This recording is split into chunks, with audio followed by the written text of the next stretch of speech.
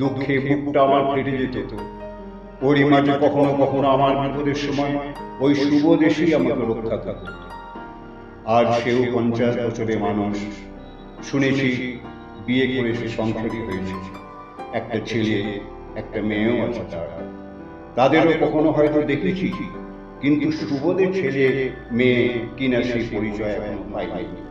যাই হোক, তখন মাস্টার ছিল বসে 1 মাস। আমার শাখা প্রশাখায় আমার সন্তানেরা আমার কোল আলো করে আমাকে ধরে ঝুলে ঝুলে দোল খাচ্ছিল। হঠাৎ ওই গাঁয়েরই একটি ছেলে, নাম তার গোপাল, মাঠে সে গরু চড়াচ্ছিল। ওকে আমি আগেও একবার দেখেছিলাম। কি মনে হলো তার, গায়ের গামছাটা খুলে কোমরে বেঁধে উঠতে শুরু করলো আমার শক্ত গা বেয়ে। ডান দিকের ডাল লক্ষ্য করে এ ডালে ও ডালে গিয়ে আমার সন্তানদের